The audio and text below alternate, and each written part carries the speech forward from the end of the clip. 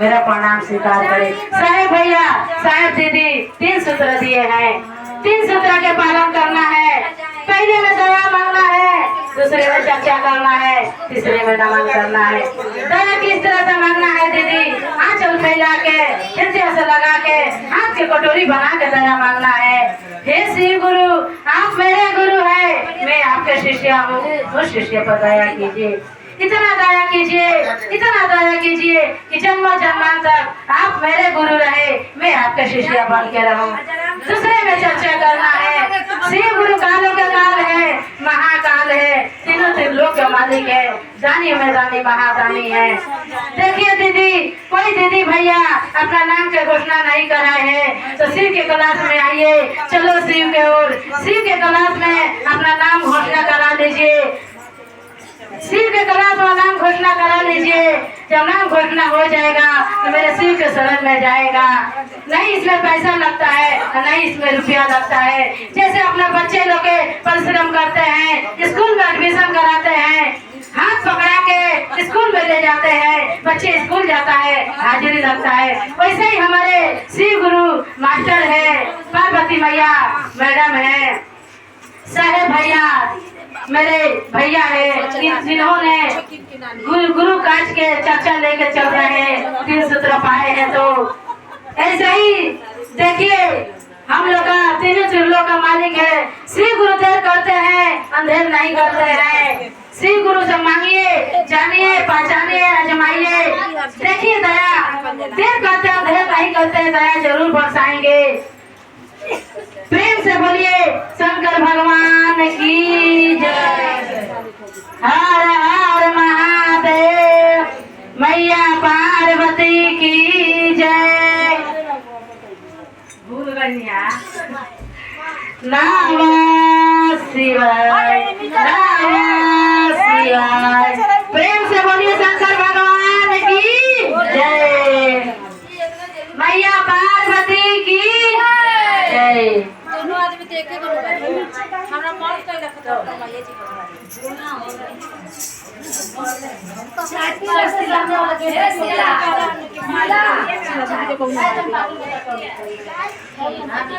चाय ना हम चर्चा करता है, एक चर्चा करता है,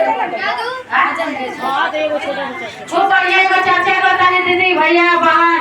अगर अच्छा लगे तो हर हर महादेव, मैया पार्वती की जय। देखिए बहुत अदरक चर्चा है, ये हकीकत में है, हर गुरु भैया गुरु बहना से है कि अपना मन चित लगा के सुने। देखिए एक गुरु बहना थी, एक गुरु बहना थी, अपने पति के नाम महाराज रखी थी, बड़ी दिल से, अपना भाव से, अपना प्रेम से अपना पति के महाराज रखी थी। देखिए धन दौलत का सब था, लेकिन उनके एक बाल बच्चा नहीं था। बहुत दिन हो गया था, शंकर भगवान भोलेनाथ से अर्ज लगाते रही, लगाते रही, लगाते रही। श्री गुरु देंगे, एक दिन जरूर देंगे। मेरे शिव गुरु बहुत भोले हैं, मेरा परीक्षा ले रहे हैं। आज जिस दिन परीक्षा खत्म होगा उस दिन मेरे को भगवान जरूर फल देंगे, आम देंगे, अच्छा इमली देंगे। बेचारी ओ अपना विश्वास पर शिव गुरु के रह गई विश्वास पर। बहुत दिन के बाद उनका मतलब आधा समय खत्म हो गया था। महाराज से बोली कि हे महाराज, शंकर भगवान भोलेनाथ देखिए मेरा प्रार्थना पुकार कब सुनते हैं। कुछ दिन के बाद शंकर भगवान भोलेनाथ उसको कुछ दिन के बाद गर्भवती हुई। देखिए कैसा विधना रचा है। एक गर्भवती हुई, जब गर्भवती हुई तो मन में उनका बहुत प्यार जगा। महाराज से बोली कि हे महाराज, इतना दिन के तपस्या मेरा आज पूरा होने जा रहा है प्रभु। देखिए शंकर भगवान भोलेनाथ से अर्ज लगा के बोलती है, हे भगवान देर किए मेरे घर में, लेकिन अंधेर नहीं किए।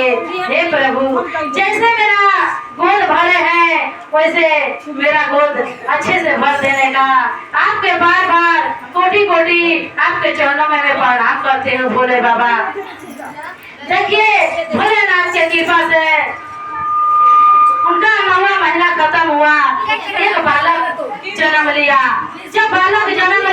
तो सुनी सुनी तो उनको मन में बहुत खुशी हुई, बहुत खुशी हुई, बहुत खुश हुई। कुछ देर के बाद डॉक्टर ने बोला कि माँ एक बात बोलो। बोली कि कहो डॉक्टर, क्या बोल रहे हो? आपको तो बच्चा हुआ है, खूब सुंदर बालक हुआ है, लेकिन उसका एक आंख नहीं है। मन में सोच के उसका मन बहुत दुख हुआ कि छोटा सा बालक जन्म लिया है, उसका आंख नहीं है। मेरे लल्ला के आंख नहीं है तो मेरा लल्ला के शोभा नहीं रहेगा, शोभा नहीं रहेगा। अपने महाराज से बोली, ये महाराज एक आंख निकाल के अपने बच्चे का दान कर दीजिए, उसका मेरा तो हम लोग का दुनिया आधा खत्म हो गया, अभी मेरा बेटा का तो सारा जीवन पड़ा है। उनका महाराज बोले कि अपने पत्नी से, सुनो मैं तो काम धंधा करने जाता हूँ, काम करने जाता हूँ, घर परिवार के खर्चा चलता है, मेरे आंख दे दूंगा तो मेरा दोस्त, मेरे कंपनी में बहुत सारे लोग हैं, मेरा एक आंख नहीं रहेगा तो मेरा चेहरा ही सुंदर नहीं लगेगा।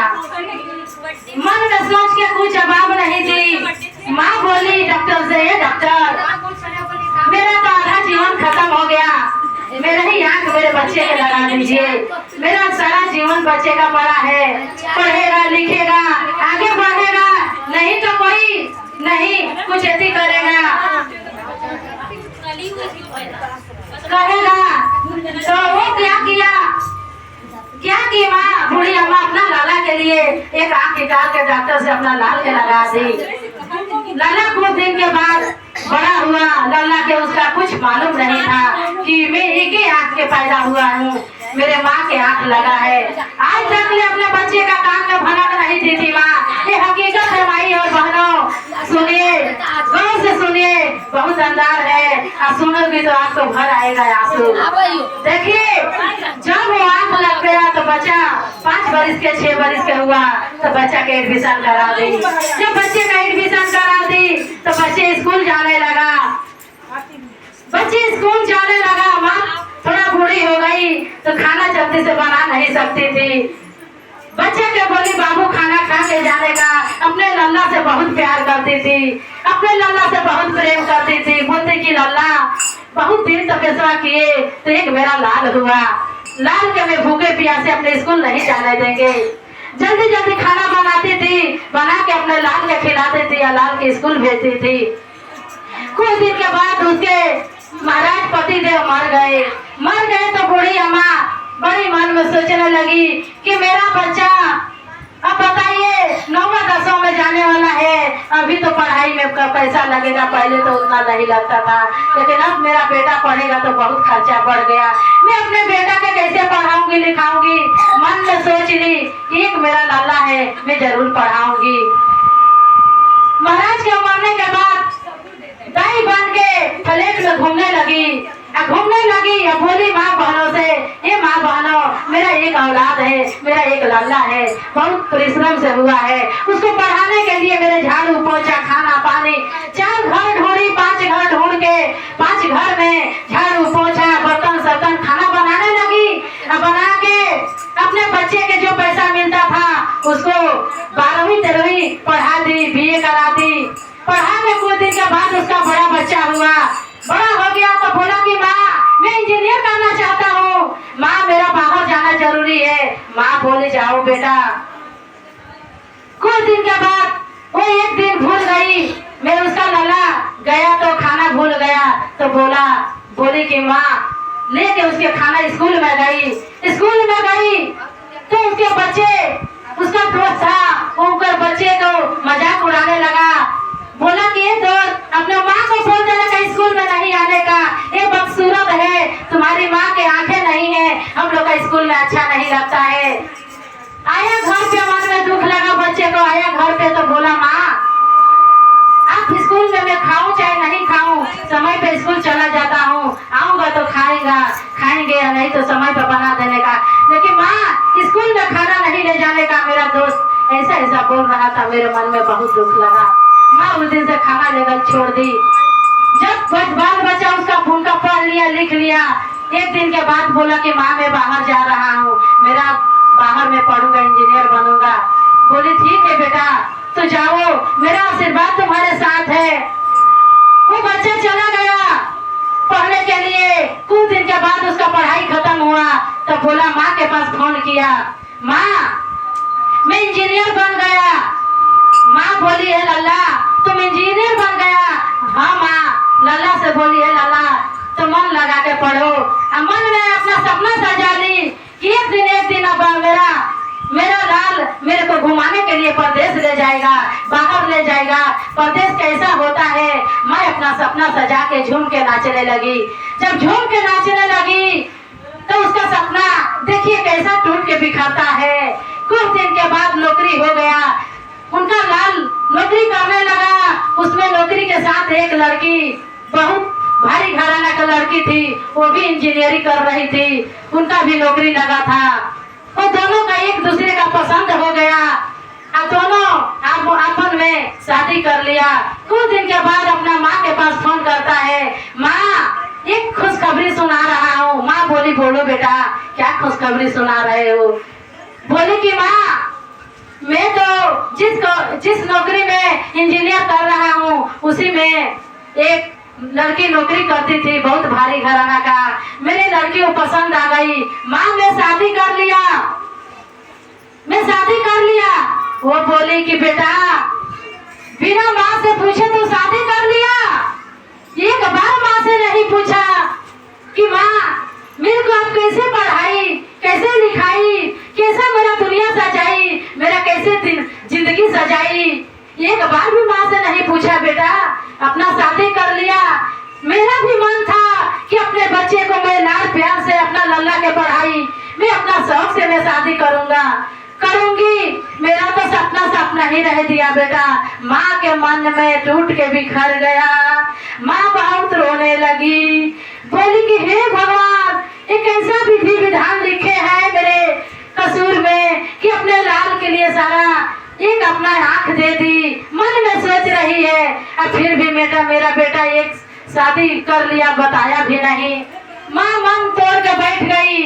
एक दिन के बाद हुआ, कुछ दिन के बाद अपने माँ के पास उनका लल्ला फोन किया, हे माँ एक बात बहुत बढ़िया समाचार है। बोली माँ बोलो बेटा सदा खुश रहो, तुम्हारे घर में खुशहाली रहे। माँ फिर भी आशीर्वाद देते रह गई बच्चे के। तो साल का बाप बोला कि माँ आप तो दादी बन गई, मैं बाप बन गया, बहू माँ बन गई और टूट के बिखर गई। माँ बोली कि वाह बेटा वाह, आपको मेरा नाते भी हुआ तो एक बार खबर नहीं किया कि माँ मेरा नाती होने वाला है, माँ तू चला हो, एक बार भी नहीं पूछा। फिर सोची कि जाने तो नाती हो गया तो मेरा बेटा बुलाएगा।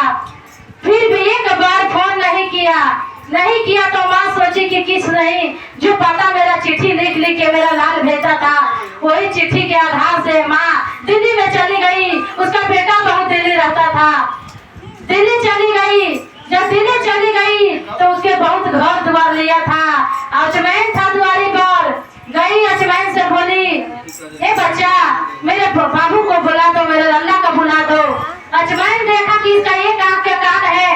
वो बोली कि तू मेरा महाराज के तू माँ है, मैं तो विश्वास नहीं कर सकती हूँ, मैं नहीं कर सकता हूँ कि मेरे महाराज के इंजीनियर साहब के आप माँ है, माँ हो ही नहीं सकती है। माँ यकीन देने के लिए जितना बच्चा उनका लाल चिट्ठी भेजा था उतना चिट्ठी बताने लगा, अजमैन के दिखाने लगा तो अजमैन विश्वास कर लिया तो अजमैन जाने दिया माँ के। जब माँ के जाने दिया तो देख रहा है कि मेरा पोता खेल रहा है पालना में और मेरा बहू बेटा घर में है।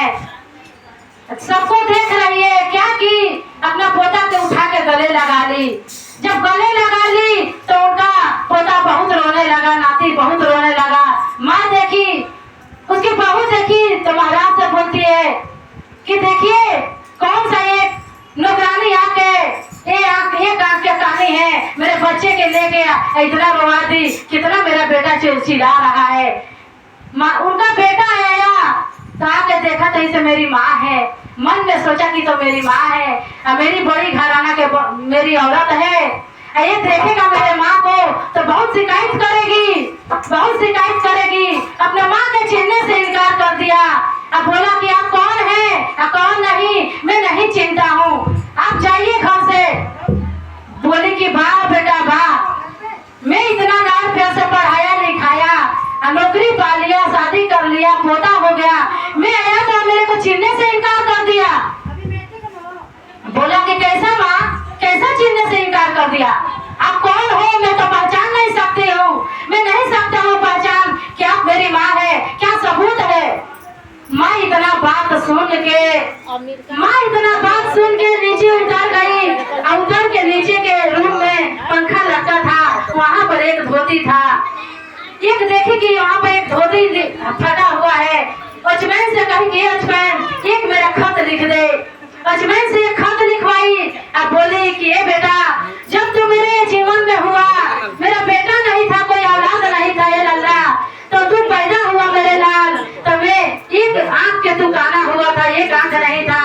डॉक्टर ने कहा मैं अपना आंख निकाल के बेटा तुमको सजाई और तुमको सजा दी। ये सारा दुनिया तुमको इतना सुंदर बोल रहा है, मेरे के बदसूरत बोल रहा है। मैं एक आंख के काना नहीं थी बाबू, मेरा तो इतना सुंदर रूप था, इतना सुंदर रूप था कि सारा दुनिया देखता था। और मेरा कोई सारा दुनिया संसार था कि तुम्हारे आंख एक आंख देने से मेरे को कितना ताना सुनना पड़ा है। बेटा बताइए, मेरे ही आंख लेके बेटा इतना सुंदर होके बहू उतारा। आज मैं जा रही हूँ बेटा, तो खुश रहने का। पंखा में लगा के अपना प्राण दे के मुट्ठी में खप लेके अपना फांसी लगा ली।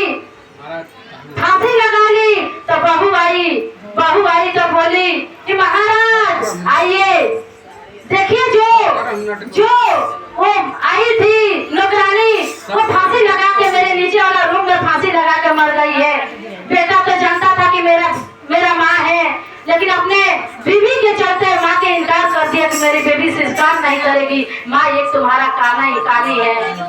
देखिए जब उतरी, देखा तो माँ के गोद में लिया, गोद में लेके माँ के उतारा और उतार के जब खत पढ़ा तो उनका पूरा मालूम पड़ा कि मैं तो एक आंख के काना हुआ था, मेरी माँ एक आंख के कानी नहीं थी। वो तो मेरा सपना, मेरे माँ के आंख से मेरा इतना सपना सच गया कि मैं इंजीनियर होके इतना सुंदर घराना से मेरा शादी हुआ। तभी उसका बेटा जाना कि मेरी माँ अपने, वो बोली महाराज बताइए क्या हुआ, पढ़ के खत इतना रो रहे हैं। तो देखिए थोड़ा सा एक भजन है। अरे भजन 4 घंटे